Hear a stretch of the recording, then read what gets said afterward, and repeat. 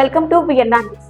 గత నెల 18వ తేదీ అర్ధరాత్రి రాయపర్తి మండల కేంద్రంలోని ఎస్బీఐ బ్యాంకులో దోపిడీకి పాల్పడ్డ ఉత్తరప్రదేశ్, మహారాష్ట్రకు చెందిన 7 సభ్యుల ముఠాలోని 3 దొంగలను వరంగల్ పోలీసులు అరెస్టు చేయగా ప్రధాన నిందితుడితో పాటు మరో 4 నిందితులు పరారీలో ఉన్నట్లు వరంగల్ పోలీసులు తెలిపారు. పోలీసులకు పట్టుబడిన నిందితుల నుండి సుమారు 1,80,04,000 రూపాయల విలువ గల 2 కిలోల 520 గ్రాముల బంగారు ఆభరణాలు, ఒక కారు, 10,000 రూపాయల నగదును పోలీసులు స్వాధీనం చేసుకున్నారు. ఈ అరెస్టుకు సంబంధించి Warangal police commissioner Ambar Kishore Shah Warangal police commissioner కార్యాలయంలో నిందితుల వివరాలను మీడియాకు వెల్లడించారు. ఈ దొంగల ముఠ ముందుగా గూగుల్ యాప్ ద్వారా మారుమూల ప్రాంతాల్లోని బ్యాంకుల సమాచారాన్ని స్వీకరించి వారికి అనుకూలంగా ఉన్న బ్యాంకులో చోరీ చేసేందుకు ఒక ప్రణాళిక రచించుకొని చోరీ చేస్తారని, దానిలో భాగంగానే గత నెల 18వ తేదీ అర్ధరాత్రి Rayaparthi SBI bank strong room తాళాలు పగలగొట్టి స్ట్రాంగ్ రూమ్లో ఉన్న 3 లాకర్లను తన వెంట తెచ్చుకున్న గ్యాస్ కట్టర్ను వినియోగించి లాకర్ను కట్ చేసి అందులో ఉన్న సుమారు 13,61,00,000 రూపాయల విలువ గల బంగారు ఆభరణాలను ఎత్తుకెళ్లారని తెలిపారు.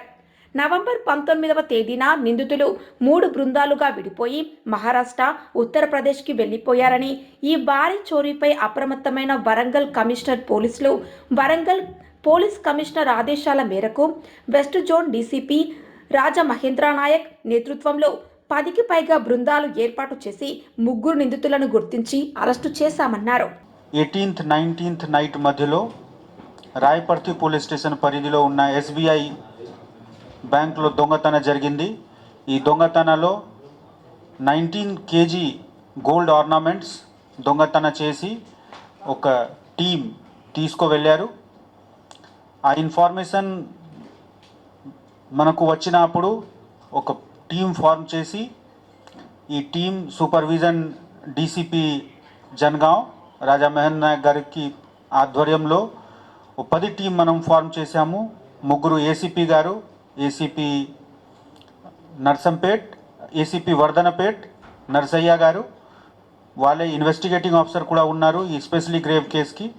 అదేవిధంగా వాళ్ళకి సపోర్ట్గా మనము ఏసీపీ నర్సంపేట్ కిరణ్ గారు, తర్వాత ఏసీపీ క్రైమ్, ఈ 3 టీం వాళ్ళ పరిధిలో ఒక 10 ఇన్స్పెక్టర్స్కి టీం తయారు చేసి ఈ క్రైమ్ డిటెక్షన్కి పంపడం జరిగింది. వాళ్ళ హార్డ్ వర్క్తో ఈరోజు 3 అక్యూజ్డ్ అరెస్ట్ చేయడం జరిగింది. ఈ ఒఫెన్స్లో టోటల్ 7 మెంబర్స్కి భాగీదారి ఉండేవాళ్ళు. వాళ్ళు 2 చోట్ల నుంచి ఉండేవాళ్ళు. ఒకటి బదాయూं యూపీ నుంచి, సెకండ్ బుల్డానా మహారాష్ట్ర నుంచి. సో 4 మనిషి యూపీ నుంచి, 3 బుల్డానా నుంచి కలిసి ఈ ఒఫెన్స్ చేశారు. Total 7 members. ఈ ఒఫెన్స్లో వాళ్ళు వాడుకున్న వెహికల్ మనకు మెయిన్గా సస్పెక్ట్ దొరికింది. అదే లింక్తో ఈ మొత్తం కేసు డిటెక్ట్ చేయడం జరిగింది. ఈ డిటెక్షన్ తర్వాత ప్రాపర్టీ కొంత రికవరీ కూడా జరిగింది. దాదాపు 2.5+ kg గోల్డ్ ఆర్నమెంట్స్ రికవర్ కూడా చేయడం జరిగింది. మిగిలిన 4 అబ్స్కాండింగ్ అక్యూజ్డ్ గురించి కూడా టీం ఫీల్డ్లోనే ఉంది.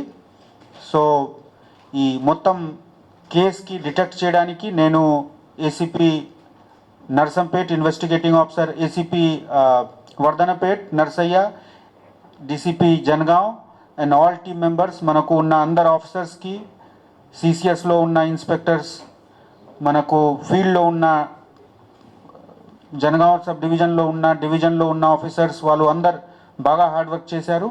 సో ఈ కేసు డిటెక్ట్ చేయడం జరిగింది. కొన్ని లెసన్స్ కూడా నేర్చుకోవడం జరిగింది. బ్యాంక్స్లో ప్రైవేట్ సెక్యూరిటీ గార్డ్ లేకుండా మెయిన్గా వాళ్ళతో ఇంటర్గేట్ చేసిన మనకు వచ్చిన ఇన్ఫర్మేషన్ వాళ్ళు కొంత రెకీ కూడా చేశారు. రెకీ చేసి వేరే ఎస్బీఐ బ్యాంక్ కూడా చూశారు. ఇక్కడ వాళ్ళకి గార్డ్ కనిపిస్తే అక్కడ వదిలిపెట్టుకుంటున్నారు. గార్డ్ లేకున్నా దొరికిన బ్యాంక్కి వాళ్ళు టార్గెట్ చేశారు. సో అది కూడా మేము షేర్ చేశాము కన్సర్న్డ్ ఆఫీసర్స్తో.